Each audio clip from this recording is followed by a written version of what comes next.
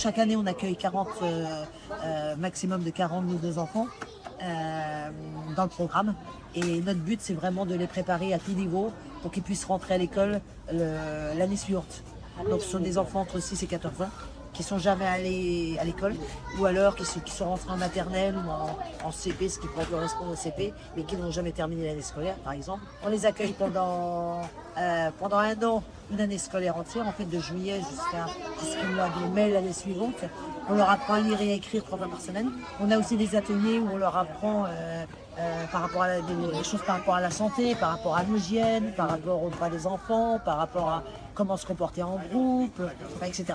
On leur apprend tout ça pour qu'ils puissent être prêts pour rentrer à l'école.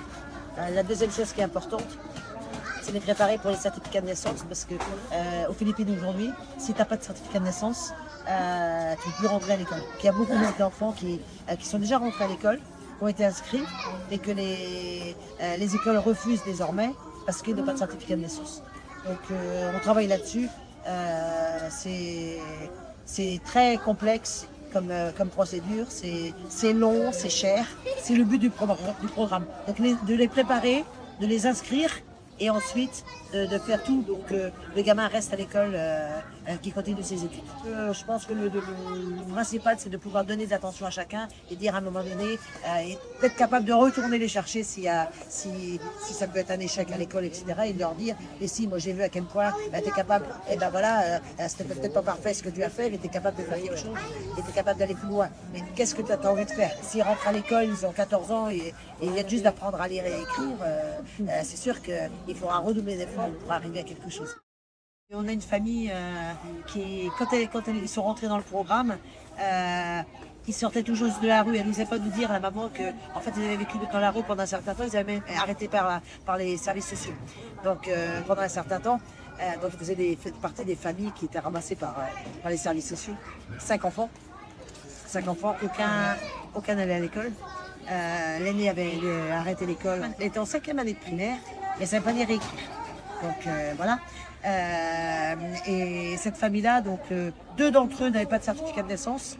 Donc on n'a pas eu de problème avec cette famille-là parce que c'est une famille qui était très responsable. Donc la mère a vraiment fait tout pour avoir le certificat de naissance. Mais les gamins vont à l'école et en plus ils ont des bonnes notes. Nous aussi, on va dans le quartier, on rencontre des gamins, on rencontre des familles. On reste pas dans un quartier normalement plus de 5-6 ans, mais on reste un certain temps pour qu'ils ne deviennent pas dépendants non plus du programme. À Aroma, en fait, ce qu'on essaie de faire, c'est que quand on va partir, il y aura un certain nombre de familles déjà qui sera assez indépendantes pour aller voir des médecins s'il y a besoin, qui sont capables de gérer leurs enfants quand ils sont à l'école, capables d'aller discuter avec les instituts.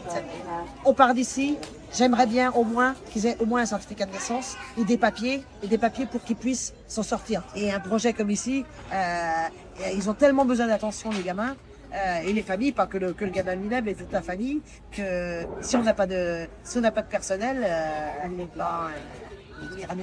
c'est en entendant, en passant du temps avec les gens, avec les enfants, avec les familles, qu'on peut faire évoluer le projet aussi dans le bon sens, en fonction de leurs besoins et en fonction de ce qui se passe aussi tout autour, dans l'environnement.